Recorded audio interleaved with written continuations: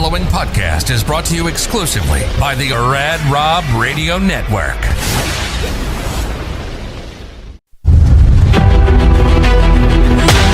Imagine a place where mental health, resilience, sports, and the power to never give up all come together. This show is about life. It's about mental health. It's about bouncing back stronger than ever. This is Reset and Rise to the Unbreakable with Amanda Moore.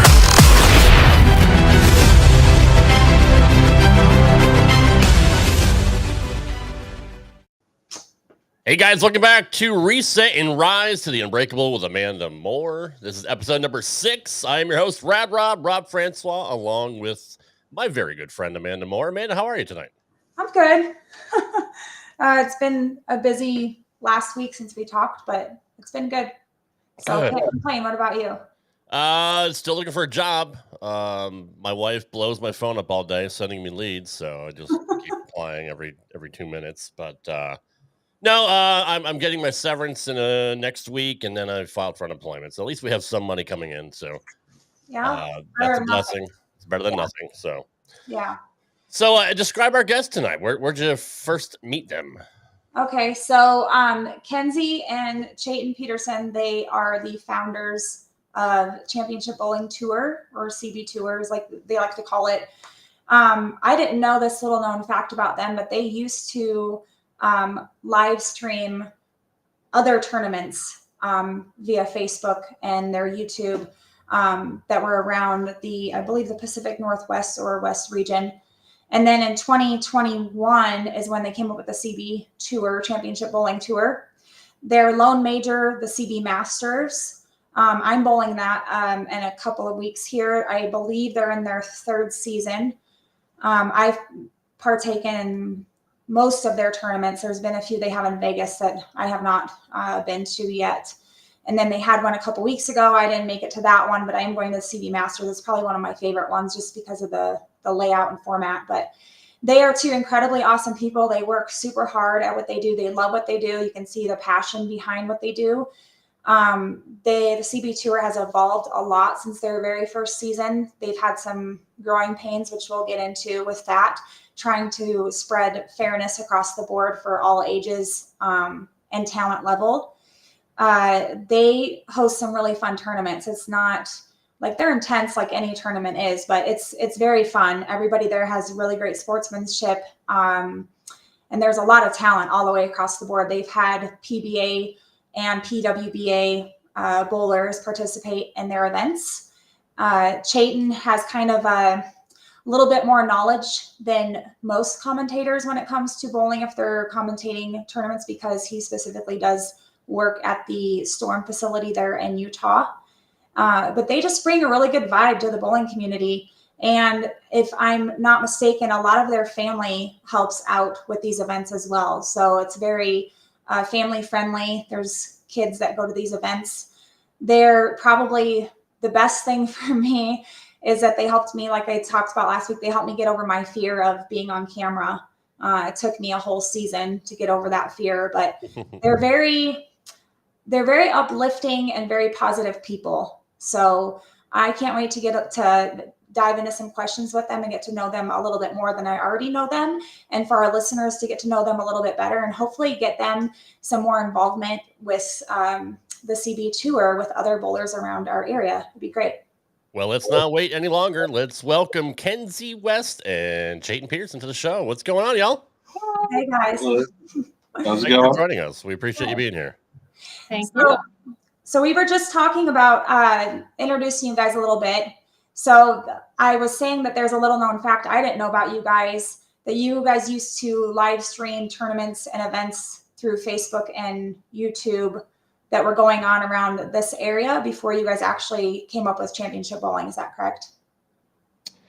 Yeah, this is a little pre-me meeting Kenzi, to be honest with you. So there's a tournament series, I guess, beyond just ours. It's the Storm Northwest Tour. They have tournaments all over Idaho, Montana, Utah. and they didn't really have much of a social media, so it was always a pain to find scores, any information really on any of these tournaments. So I had created the Storm Northwest Tour Facebook page back in probably 2019. Oh, wow.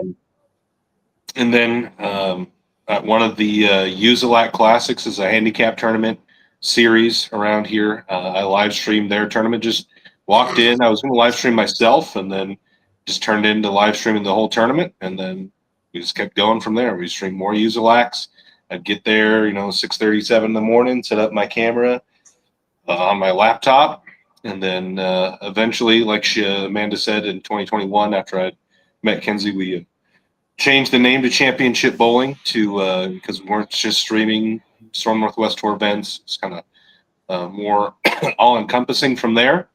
And then the whole setup crew, from just a laptop and one camera to now we have 4 different cameras, and then one of those, we have one that's gets the scores, and it's a whole ordeal now for sure. It's come a long, long way. Yeah, even I remember just from the first season that you guys were doing everything, and you go back and watch those videos to compare to now, everything is just ran a lot more smooth, and there's more capabilities across the board to watch various people participate, and the images are a lot clearer. Plus, Chayton's gotten better with his math. Everybody always gives Chayton crap because of his math, but it's hard to do on the spot. I got to give kudos to Chayton because some of that quick bowling math is not easy. It is not easy. It's not, no. Well, It's simple to get someone's max score, but where I get caught up is when they're like on a double in the 10th frame, and what's the minimum they need to win? Does 9 get there? Does 8 get there? You're doing it. That's where I get stuck on, and then they're throwing the shot. I don't know. yeah.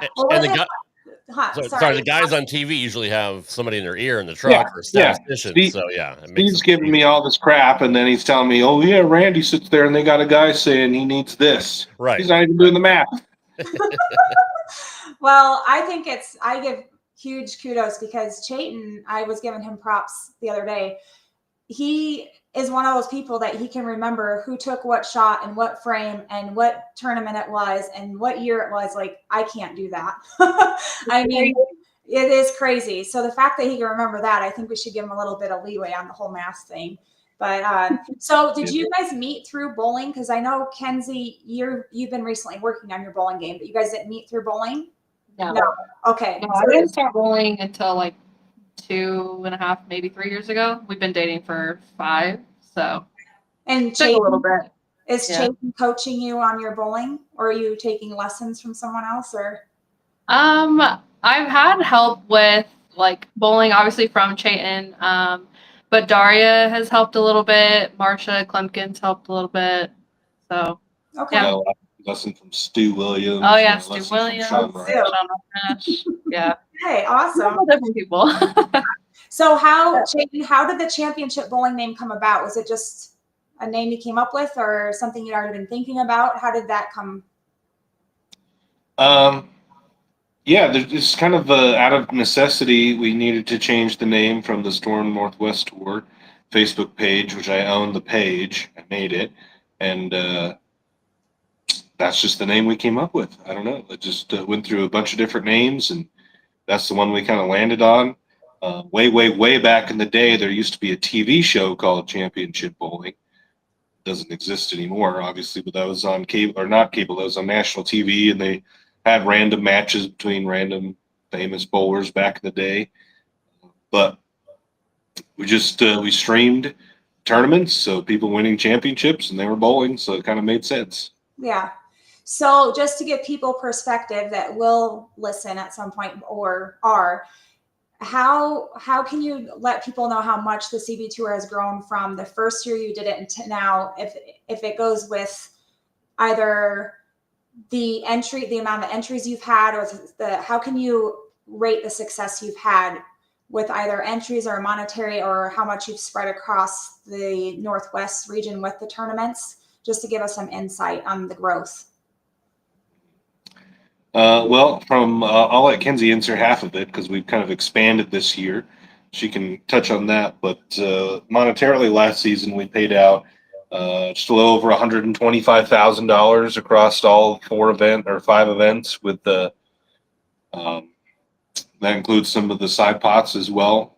That was, I think we maybe eclipsed 70 or 80,000 season 1, and then $125,000 paid out season 2. So that was a pretty big increase. This season, though, we've kind of expanded locations. Kenzie can kind of touch on that. Yeah, so we're gonna go to a new location we've never been to before, but quite a few of our bowlers are from the area. So we're gonna go to Freeway Bowl in Colorado, Grand Junction. Oh, wow. Okay. Yeah. Okay. Freeway Pro Shop Classic. Yeah, so we'll be there February 20th through the 27th. Yeah. Okay. The end of February. That's our 4th stop before the Tour Championship, and yeah, we're excited because we've never been there, so it's nice to branch out to new places and get more people in on CB and see what we do and all that stuff. And you guys have also generated more sponsors, correct?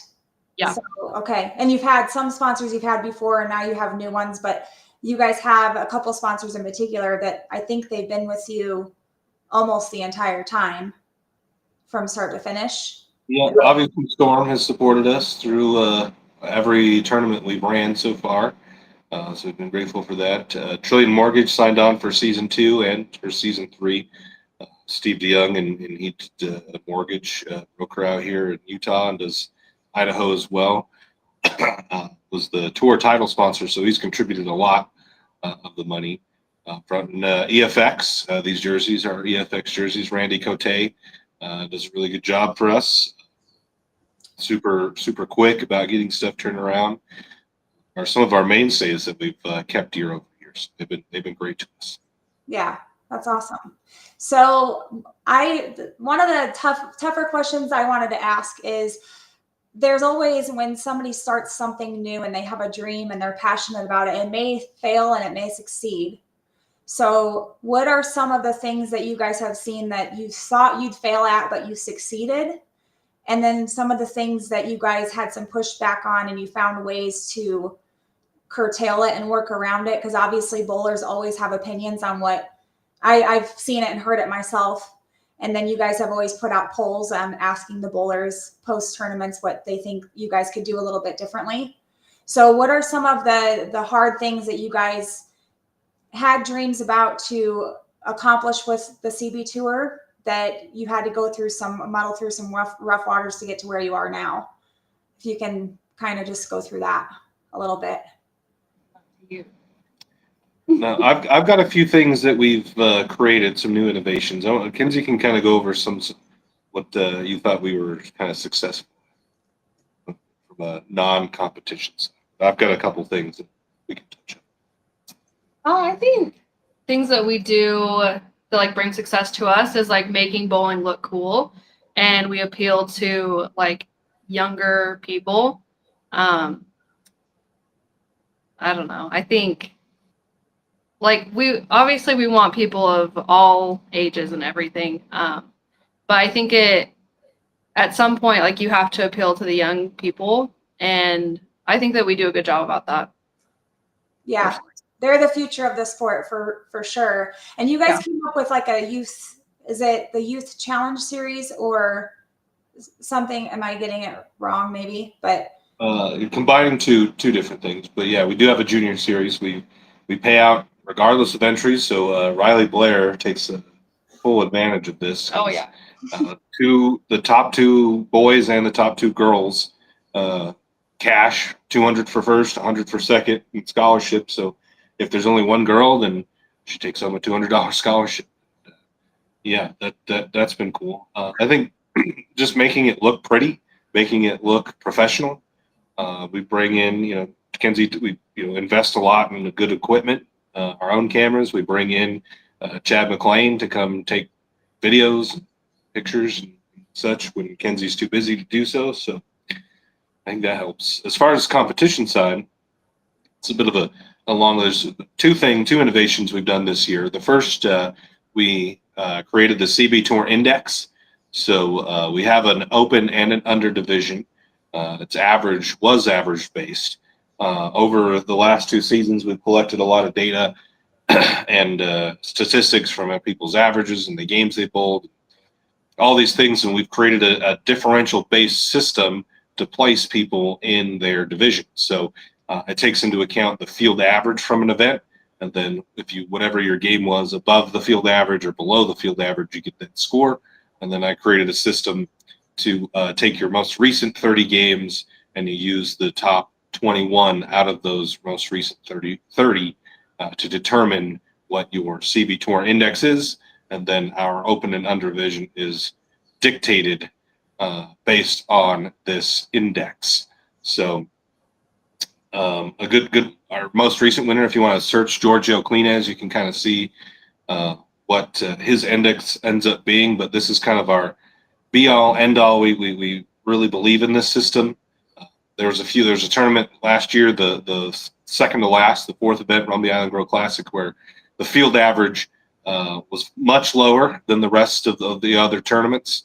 And then it skewed some people's averages a little bit because a good game there was 200 instead of 220. So we brought in the system here to keep track of that a little bit better and to be a more, I don't know if necessarily fair is the word, but definitely transparent and takes into account all the factors that come into ball. So this is one of our workarounds, I guess not workarounds, but one of our innovations that have, I think, strengthened. We're rolling it out. Last tournament was the first tournament that we used it in, and certainly helps place people in the correct division.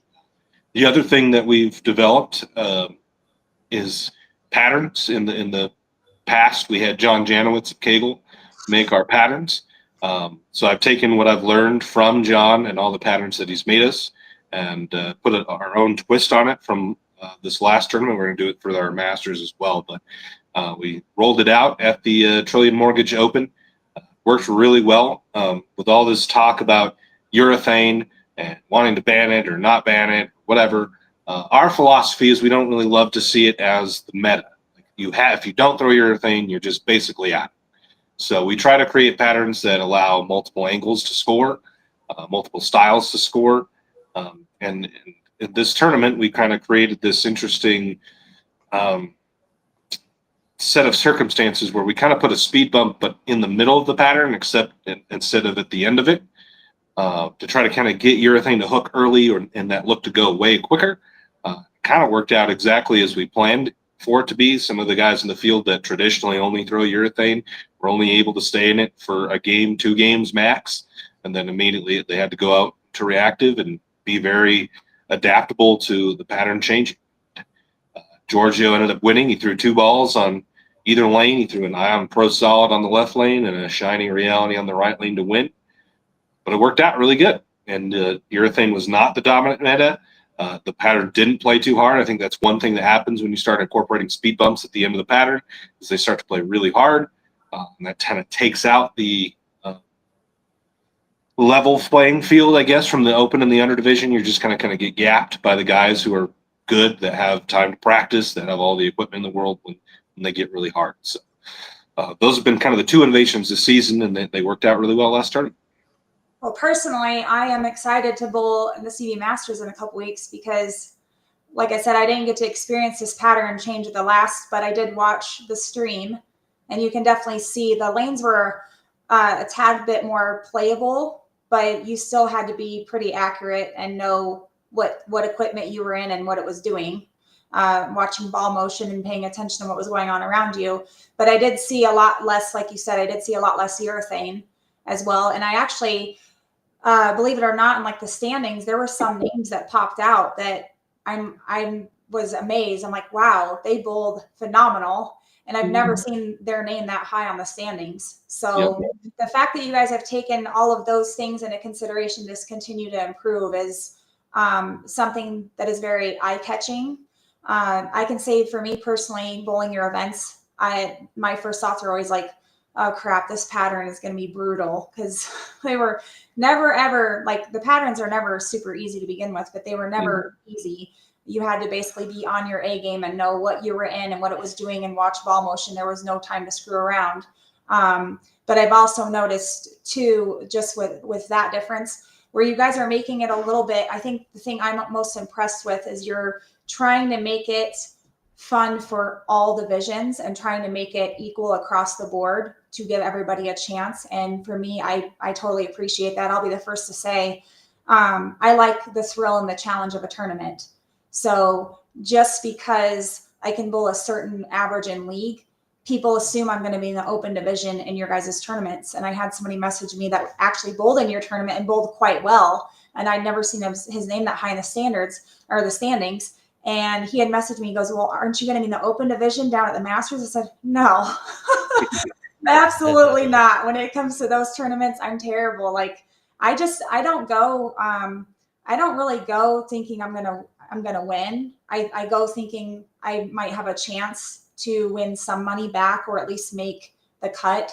I'm really excited for the format of the top 30 bracket play for that Sunday. And then also that you guys, I think the lesser squads that you guys have, like the format for this tournament where you have the Friday night and then you have the 3 on Saturday. I think it's less intense for people like me that have to sit and wait to see if you made the cut because there's 2 other squads and you don't have enough money to bowl every single squad like some of these guys do. So I think it's a little bit more beneficial too with the less squads that you have. That's been an excellent change up too. But I do like to bring up as well, when you guys have had, obviously there's bowlers that will complain about certain things. How do you guys mentally handle hearing things about either the CB tour, about yourselves, or about the staff that helps you? Because obviously some of them are related family, or all, if not all of them. How do you guys handle mentally what's going from tournament to tournament to go to the next one, knowing there's some people that have nothing positive to say because they want to blame everybody but themselves for how they ended up on the standing sheet? Jane's a lot better at that than I am. I feel like I kind of let it show a little bit more than I shouldn't. But also thinking that at least they're talking about you, right? So they're bringing it up. They're telling people about you. It gets people to at least look into us and see like what we're about. And I mean, we don't get a ton of people, at least that I know of, like telling us things that they don't approve of or like or whatever. But there's always going to be people that complain because that's just kind of what bowlers do. And so you just kind of have to know that that's what you're going to get when you're not appealing to everything that they want you to do. Yeah. Yeah. But like I said, Chayton's a lot better at kind of masking that. Yeah. Yeah, I think we just have a strong belief in what we're doing. We know it's not traditional. We know it's not the same as it has been, and it never was supposed to be. We have clear set goals. We really only, I say only, but a lot of why we started what we were doing was because we wanted to create a better product for the stream. So we knew that this wasn't just a traditional 16 games of match play and a top 5 step ladder. So we changed the format to make it more exciting for the stream and make more viral content. Yeah. So we know that that's probably going to rub some feathers the wrong way. We've heard those feathers get rubbed the wrong way, but I get to see matches where someone like Nicole, one of our friends, bowled our Vegas tournament, and she's bowling in a match against Alex Hoskins, and traditionally they wouldn't be anywhere close to each other as far as in the standings or have a chance to win. And she goes and wins the first game. She shoots 260 on him, and all of a sudden Alex is behind the 8 ball. He has to win the next match to send it to a roll. So for every one of those situations where someone's complaining that it's too much luck or this isn't the way we've always done it, we have 5 or 6 more situations where someone who would have never traditionally had a chance, they would have been 16th place if they made match play, are directly in a competition with someone who might be have a higher average than them and have a chance to win. So yeah, it's one shot at a time and one game at a time. You could, like my coach used to always tell me, anybody can have a bad day any day. You just have to make sure you show up and try to throw the best ball you can. And it doesn't matter who you're against that day. It could be the best in the world. and you might have the opportunity to beat them for whatever reason. Maybe you had the right ball in your hands, or the side of the lane on your side just played a little bit better than theirs, or maybe their mental game was off. So I actually think, I like that you can put an under division against an open division, or put somebody who might be more of an elite bowler against somebody who's maybe more of an amateur bowler, and the amateur could come out on top. It does make for some thrilling entertainment and excitement. And I actually do like did you guys, was it last year you guys went to the best of 2 when it came down to the match play? It was best of 2, and then you guys have like the 1 ball roll off. I think that's my favorite. Yeah. So we've always been best of 2. Okay. Part of the reason is because it's just exciting. We wanted there to be a tie. We wanted people to, 1, have fun. That's why the patterns aren't generally the hardest on the planet. Our field averages usually between 190 and 198. So we like that spot and make sure that everybody kind of has a chance to put up a good score. And then we wanted the bracket to be exciting. So the one thing we did change is that instead of it being a 1 ball roll off, if the match is split, it's now a 3-shot shootout, much akin to what hockey does if they go into extra time. So each bowler gets 3 shots. Strike is a point. Anything other than a strike is not a point. And after 3 shots, whoever has the most strikes wins. If they're tied, then it's shot for shot. So if I strike and Kenzie strikes, we go another round. If I strike again and she doesn't, then I would in turn with that match. Those have really provided us some of the best finishes we've ever seen. I mean, in season 1, Kendall bowled Darren Tang in the championship match, lost the first game, needed the strike in the 10th to win the second game, did it, sent it to a roll-off. Darren 2 pens, Kendall strikes to win the tournament, and because he won the tournament, he won the points championship. So couldn't have written it a better story than that. See, I told you, Chayton remembers everything. Everything. So, and this last finish at this last tournament with Gio was phenomenal. I mean, Gio bowled really exceptionally well the whole time. But what really stood out to me too was, I guess it's always hard to tell on camera what people are using, because you have the color and then you have lane shine. So people think they're throwing curls, but they're actually throwing solids that have lane shine. But the versatility of how many different types of balls were being thrown, that sometimes when you would watch the tournaments before on live stream, if I didn't make, the cut, I would live stream it my whole drive home and then rewatch what I missed. And a lot of times you would see the people start throwing the same types of balls. At this last tournament, I noticed there was a lot of people throwing a lot of different equipment. So that was nice to see that. Sometimes I'm guilty of it. I'll look over and see what people are throwing, and then I try to imitate it, but may not be the best ball for me to be in. Yeah, and I've observed a lot of that, and I've had a lot of discussions with the guys that I work with that do a lot of these tournaments. The harder you make them, there's a set of balls that are going to work when they're very, very hard. So we try to adjust the lengths and the volumes. We ran a tournament last year where the pattern was 48 feet at the Coach K Scholarship Open, but 19 mils. So a lot of different equipment was thrown on that pattern, and something similar happened here as well. And Gio pocket 7-10 in the 10th to lose game 2, but not to overshadow that Braden Link had thrown urethane the whole time up until that point and had to switch out of it in the title match. He was the only lefty that made the finals. Switched to balls and filled the 10th to force Gio to mark. Yeah. So Braden bowled really good as a lefty and wasn't able to throw urethane the whole time. So yeah. Well, and I had heard or saw somebody on the streams, and I think maybe you might have mentioned it too, that he had the whole left side to himself that entire match play, bracket play, because there was no other lefty in there. And I just thought it was impressive how well he finessed the ball and how well he bowled. He's a bowler to watch out for. He's always someone that I've admired on the lanes as a lefty, but he's not one that I've ever seen or thought of being like in contention for a title. I know his day was coming to get that elevated, but going against Gio, that had to been a huge accomplishment just to do that alone, because Gio is phenomenal. And I even said it when it was down to Braden and Gio. I remember telling my boyfriend, Gio's going to win. Anytime Gio's in the finals, he's probably going to win. It's the same way it used to be with Alex Hoskins. You would see his name and you're like, oh, Alex is going to win. And now Gio's kind of become that face around, not just for CB Tour events, but many events in the Northwest. So how far are you guys looking to spread the CB Tour? Are you trying just to stay more in the Pacific Northwest? I know there's been comments made before from people that want you to go back to the East Coast and Midwest.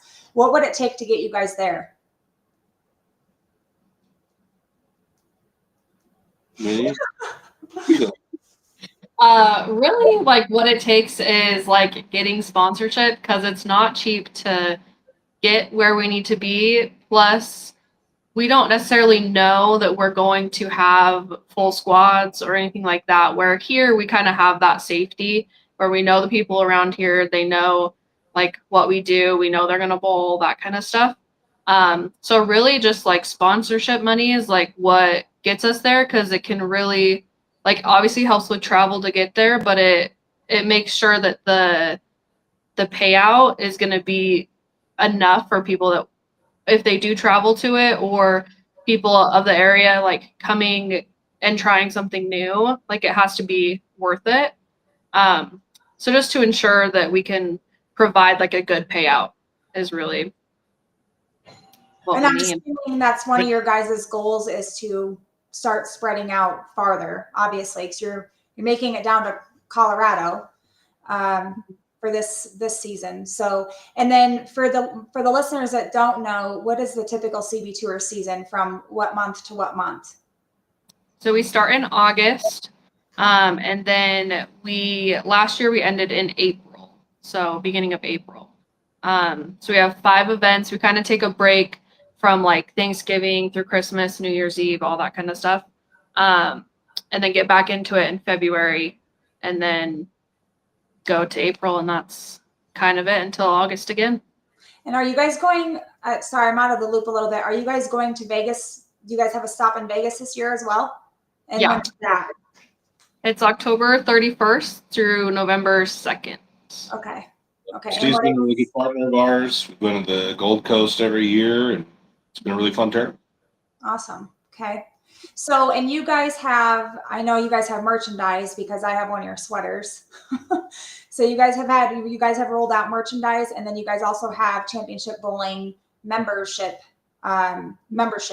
correct? So do you guys want to explain like the process of, or just what the memberships are about, or how that came about? What was your purpose for creating the memberships for bowlers as part of the tour? Yeah. We're going to talk about purpose and like, yeah.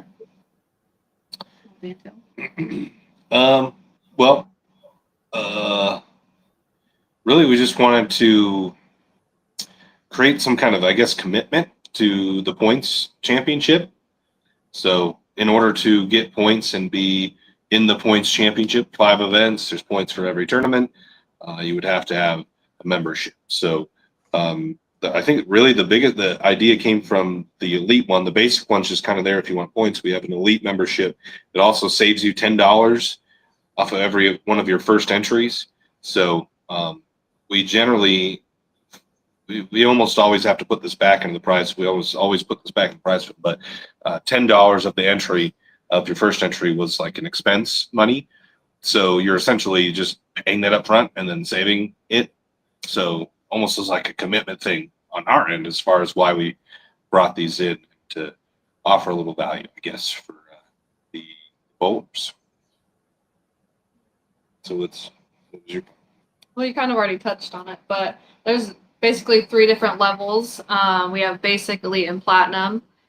Each obviously entail different things. So your basic, like Chayton said, would just be you're basically getting points in order to get into the points championship, which that gives you, if you win, it's $2,000. You get a nice shiny big ring that has all kinds of diamonds and everything in there.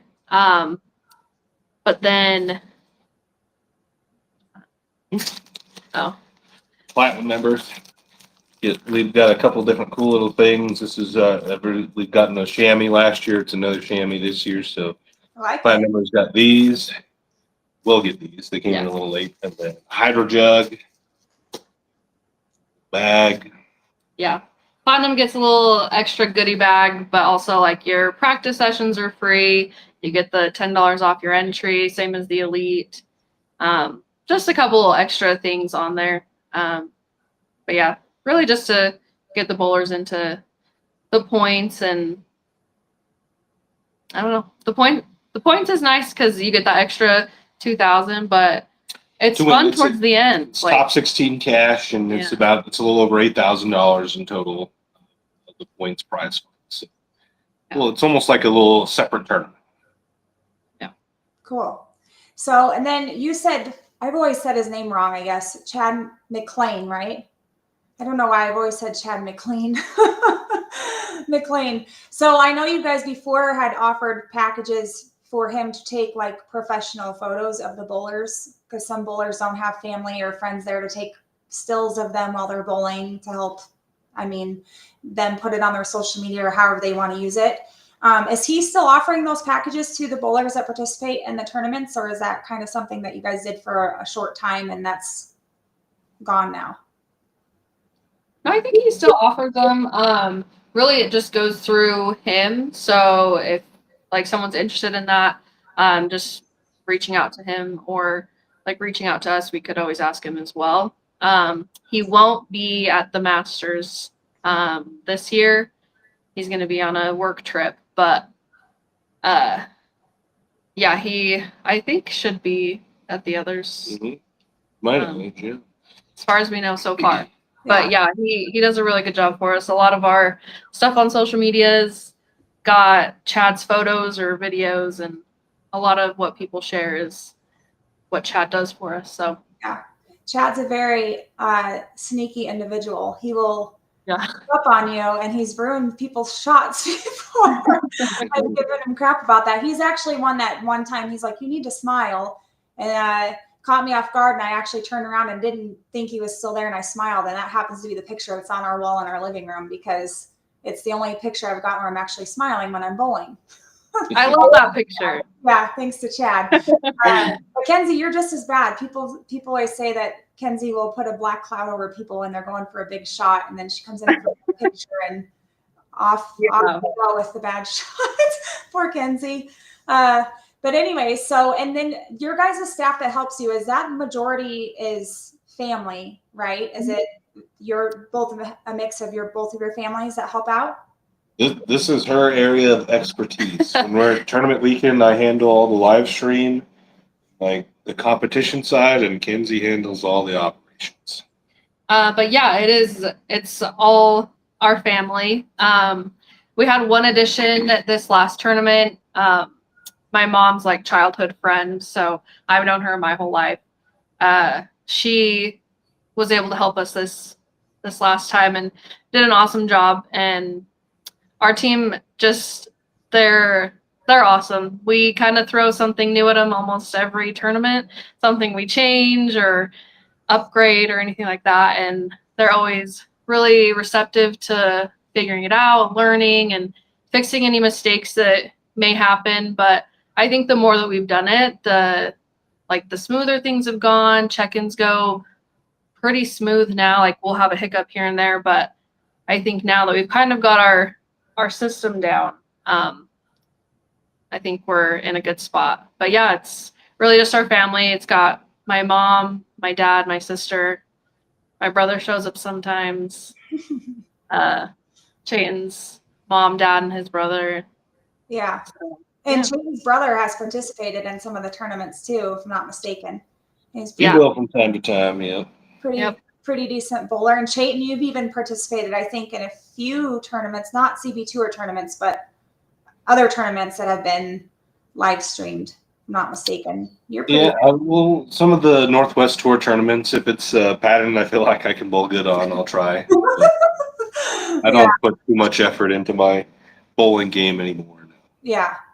Well, and you guys bowl league together, correct? Yep. Okay. What's your guys' home center called? Sparetime Lanes, where we're having the Masters. Okay. Roy, Utah. Yep. It's one of my favorite houses to bowl in, so I'm excited for Not that. very many people say that. So. I like it. I don't know. I like challenging things. I don't know what to say. And I used to be, we're really big on letting our listeners know that I'm not perfect by any means, but I definitely like to make an emphasis that when you have a really great support system behind you, and if you have dreams and goals, even if they might not believe in them or they might think you have the potential to fail at them, it's really great to have a good support system behind you. And when it is family like you guys have, it makes it 10 times better. Just because they can see the progress that it's made. And I think that's why you guys have seen success and growth in your tournaments. I definitely do know that people see all the efforts that you guys put in. You guys do make the tournaments fun. So everything that you guys have set out to do, you're definitely doing. It's great. Chayton's great behind. I've heard several people, including my boyfriend, who hasn't even been to a CB Tour event, has said when he's watched some of the live streams when I've been there, he's like, he's got a great voice. He loves listening to Chayton's voice because he's funny and he brings comedy, and you can tell when you're really into it and passionate about it, because your voice, it changes, but you can tell you're really in tune to the shot. And then when something comes, you're, oh God, or you can just tell like the intensity of it. And then it makes everybody else that's listening get intense and into it too. I remember specifically last year, I was watching a live stream when I got home, and I was in the kitchen and I was doing something, and Chayton made a comment about something, and I'm like, I stopped everything I was doing and I had to go over and watch to see what was happening, just because of Chayton's voice. It did the excitement behind it. So the passion.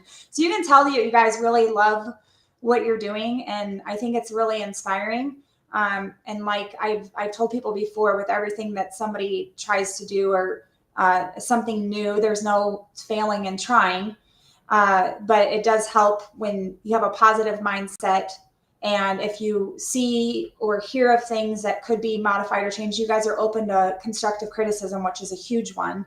And then modifying where need be, because at the end of the day, you guys aren't in it for yourselves. You're in it for the bowlers, which I think is highly commendable. And I have seen growth personally with every tournament I've gone to, with more youth getting involved, which is awesome. And I think the best thing that these bowlers are doing at these tournaments is making the youth feel comfortable and helping them and making them realize that they are a part of the tournament. They're just not just a youth. Because I remember when I was growing up bowling, I felt like just another youth bowler. I didn't know how to bowl. I didn't know what I was doing, and the adults knew everything. So it's great that we're incorporating them into it.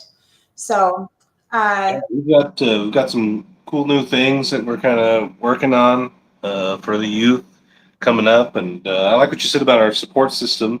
Not to forget all the proprietors that work with us. We have to. They support us a ton. Sabrina at Sparetime, her crew puts in a lot of work on late nights. Sam Wadley, Josh Groves at Westies, and John Shahady. Now that we're working with them at Freeway Bowl, so they've helped support us. They help support tournament bowling. And there's a lot of centers that won't work with any tournaments. So we have to be really grateful for the proprietors who care about the competition side of the game. So they support us. Yeah. I mean, essentially, like I've said before, I would pay any day to bowl a tournament versus bowling league. There's just something different about tournaments. I think there's a little bit more sportsmanship involved with tournaments because everyone knows how hard it is and how challenging it is, and you're actually vying for a prize check at the end of it. And you realize that no one's there to just goof around. I mean, there's some, like, we have fun, but at the end of the day, you're still trying to do your best and be your best. And I think it's really commendable. Like I mentioned beforehand, you guys have PBA and PWBA bowlers show up to some of these events. And you would think, when I first would meet some of them, I remember I saw the first picture when I met Daria for the first time, and I had a picture with her, and I was so intimidated. But after bowling with some of these professionals and getting to know them, they're just like anybody else, and they struggle too. And they're probably the nicest people on the planet, because they'll stop anything to try to help you if they see that you're struggling. And you don't see that in leagues. You don't see the same type of sportsmanship or the help from other people. I don't know why that is, but sportsmanship is a dying breed in leagues, which is why I've chosen not to bowl only but one this season.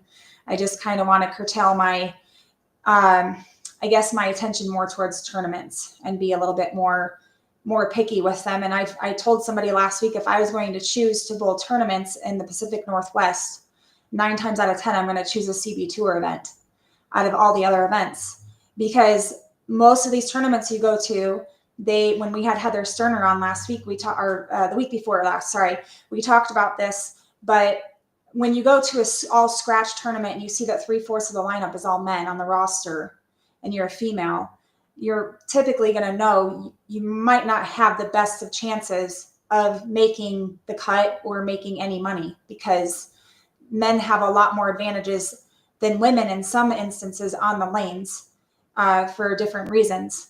But when it comes to your guys' events, the reason I love them so much is because there is equal opportunity across the board for people to make it, not just the cut, but if you make the cut as well, to advance farther. So if I'm going to choose a tournament, it's going to be a format like your guys's. So yeah, we certainly work really hard at that. And then the addition of the high woman from last season. So the hot one woman out of the cut, whether there's one in the cut or not, but after made it, we bring one on, and it's a 32-person bracket at the Masters, and one of those spots is for that high woman. And then we do a lot of work on the pattern. We make sure we don't we run it fresh, so that we're not just forced to throw it in front of the ball return. I know that disadvantages a lot of rev challenged players, so we keep the pattern very fresh, and we build the pattern with that in mind. People who would play straighter to still be able to score and score at a rate that the guys with a lot of rev. Yeah. I think one of your tournaments last year was the first time I ever made the cut, and it was because of high out of woman or the high woman out of the cut.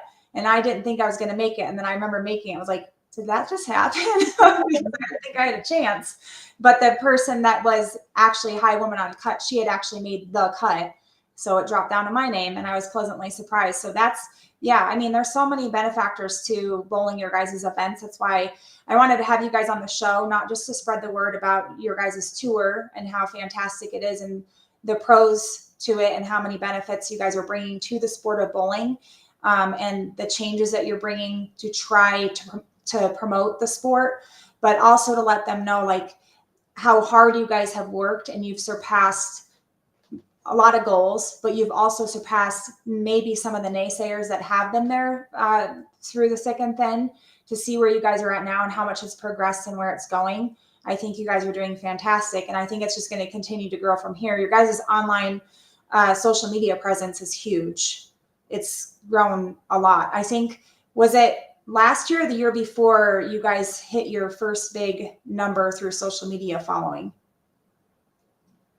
And I can't remember if it was Facebook through the group or if it was YouTube followers, but I know you guys gained a lot. A few years ago, maybe it was 2 years ago, we had reached 20,000 on Facebook. Right now we're at 27. We just hit the 27,000, so that's pretty cool. I don't know what YouTube's at. Just over 20,000 as well. Yeah. And then we've made several viral clips. There's a really good one where Harry Schaefer at one of the tournaments leaves the 2-7-10 and hits the 2-pin square, comes out of the pit, hits the 7 and rolls into the 10. So, and he just turned around. He didn't even think there was a chance. I think it's kind of the benefit to live streaming all these moments is you catch a lot of crazy things. Yeah. I think the best thing when you guys live stream and there's a good shot and you can clip it and go back to it. And it's so awesome when you're able to do that, because somebody like me could get ADHD for a minute and not pay attention and then go back and I want to see it. So yeah. I think it's awesome that you guys are able to do that, and everything that you guys are doing to try to bring some more entertainment to the sport. So I think it's great. Is there anything else that you guys wanted to share about changes or upcoming events or goals that you guys have for the future for the CB Tour, other than what you've already mentioned? Not really. Just the Masters is coming up in a few weeks. It's our biggest tournament. It's always been one of the most exciting ones. But Braden Link was on the bad end of a crazy moment. Kyle Morrison at pocket 710 the year, our first Masters, to lose his match. Pocket 710 again against Braden Link. And Braden, unfortunately, went through the face and left the big four so that Kyle would advance. But we always have some crazy moments in spare time. Spare time, like you said, it's a tough house. I kind of always I try to find the good in those things, and it's like a hard golf course. It's really tight with a lot of trees. Spare time's pretty similar. The lanes are hard. It's hard to carry there. And if you catch a right pair, you can bounce pins out of the pit pretty easily. So we always see some fireworks. Last year was no different. It's kind of what the format begs for, and we're doing a little bit different here. We're just cutting to the top 30. There's no cashers round, just the top 30, and it's kind of, if 30% of the field is in the under division, then 9 spots are from the under division. The rest is filled by the open, and then there's one desperado, one game after the last qualifying squad to see who makes that last spot, and then the high woman gets the 32nd spot. So. And then you're all seated into a double elimination bracket. It's a long Sunday, but it's going to be fun. Okay, awesome. Well, I can't wait to see you guys in a couple weeks. Just one last thing, because I always like to leave the listeners on a good, positive note. But do either of you have a motivational quote that you stand by that helps you get through the day or the week or when times get tough? I don't know that I necessarily think about it all the time, but it is something that I just remember from one of my favorite shows when I was younger. I'm a big baseball fan, so the quote is "Never let the fear of striking out keep you from playing the game," and I think that can be used in all sorts of different situations. So that's something that I like to think about. Yeah, I don't remember exactly how it goes. Mine's kind of similar. I guess the same gist, but it's basically to not let the time that something will take stop you from doing it, because the time pass anyway. So That's a you'll good one. end up living like with that. regret whether you let the time pass doing it or not doing it. It's going to pass from us. Yeah, those are both good. I like them. Well, thank you guys so much for being on the show. We really appreciate it and getting some more insight, and hopefully it'll help the bowlers there's a lot of bowlers that follow the podcast that are not from around this area. So maybe that'll help you guys get some ears and mouths talking about possibly getting you out farther. Yeah. Maybe some sponsors or something, and then getting your name out there, because I'm all about promoting people that I deem successful and people that are positive and are trying to make a difference in the world and do good on people. So thanks so much for being on the show and agreeing. And Chayton, I'm sorry you missed golf. Hope it was worth it. So, but thanks, really though. Thank you guys personally for me. Thanks. I think I told Kenzie this before, but you guys are what has helped me get over my fear of the camera. So I'm not scared anymore. So thank you so much. And I hope you guys have a great rest of the week and keep doing what you're doing. Thank you. Thank you. You too. Thanks, guys. Appreciate it. We'll see you next time. See ya. All right. They're awesome. They really are. They're so. They're great people. I love the fact that they try to make it equal for everybody. They don't throw out hard patterns. A lot of people, are complaining about.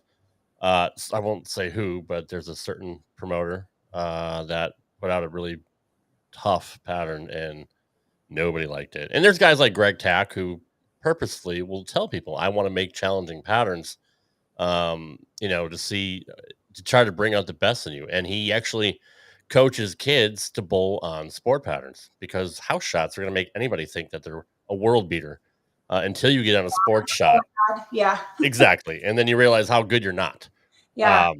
So I like the fact that they allow, it's almost like a Happy Gilmore thing. They allow the person to beat Darren Tang. They just let somebody, an amateur end up beating a pro, and it's like the highlight of their bowling career. That's the last thing they ever do. They could say, I beat Darren Tang. So yeah. I like that. I mean, it would be for me, if I had to bowl against a big name, say Daria, right. that would be the highlight, whether I win or lose right there, is that I made it that far. And I think it's incredible, but they're awesome people. They're super humble.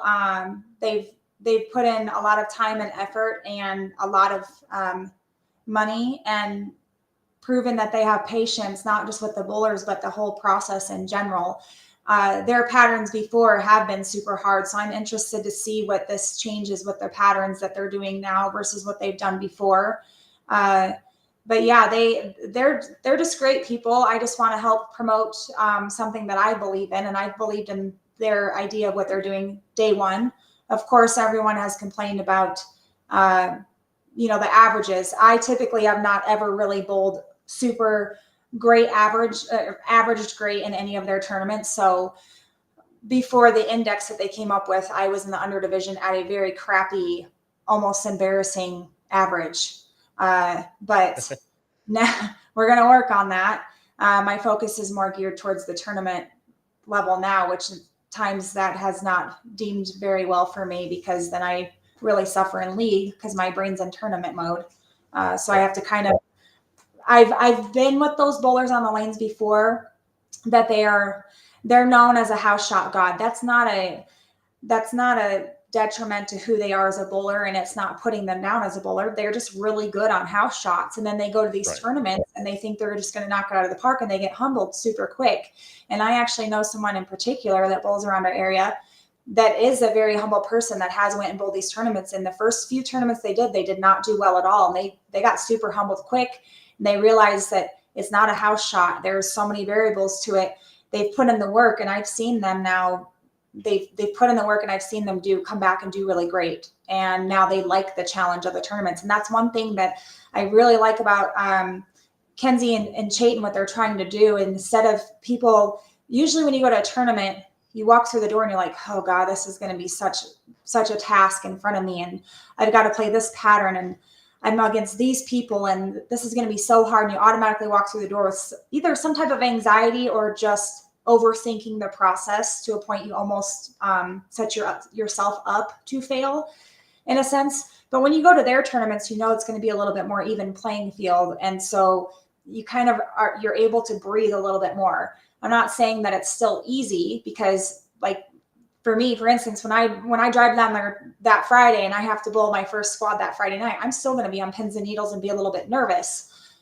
But I'm going to be a little bit less nervous knowing that there's a little bit more of an even playing field, and not just against the men, but against the women as well. So they've had the open under division. Of course, they have the youth. They've had a senior division. They have the women high out of the cut. That's something that they said that they added, which was great when they added that.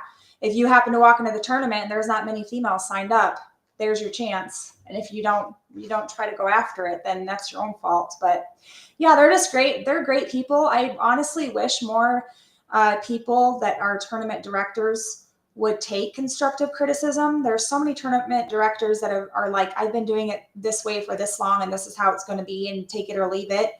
And sometimes they see a decline in entries because they're not willing to change it to suffice making the bowlers not necessarily happy, but making the bowlers feel valued and appreciated, that they're even willing to spend their hard-earned money going to a tournament. And that's the other thing with their entry. I didn't touch on that with them, but how they come up with their the entry fees. But their entry fees are not that expensive. I've been to other tournaments where the entry fees are ridiculous. Of course, the payouts probably are a little bit higher.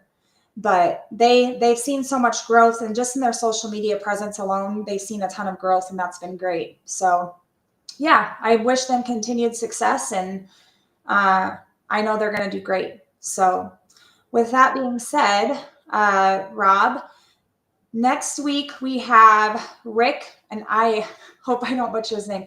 His last name is Haas, or Haas. Yes. I think it's Haas. He's out of Florida. He has previously gone extensive medical bouts, including cancer, and now he is a very successful real estate broker in Florida. And I am so excited to talk to him. He has a huge following, but he's also got a tremendous story when you read his story, you're like, this guy went through all of this. When I read his story, I almost thought this guy is a super big depiction of me, but even more successful. I mean, he's been through a lot. Now he's hugely successful. He's very positive. He doesn't take a day or anything or any chance or opportunity he's given for granted. He's a remarkable person. I'm excited to talk to him and kind of pick his brain a little bit on what he's been through and how he found a way to overcome it all and rise from it. Like our show says, reset and rise above it and be as successful as he is now. And he's probably one of the most humble, most genuine, nicest people I've ever talked to. First time I talked to him, we played phone tag a little bit because he's so busy. But he's just a nice person. So I can't wait to get to know him a little bit better. So with that being said, I think that was a good lighthearted show. We didn't get into much of it's always interesting. The one thing I want to point out, it's always interesting to pick people's brains, you know, when we have ideas and we brainstorm things on what we want to do with our life. And some people don't have to deal with a lot of pushback, or they don't have to deal with a lot of criticism or judgment or people passing words that are not very deemed helpful. And they just kind of go with it and they roll with it. And that's what I see in Kenzie and Chayton. They don't really let much affect them.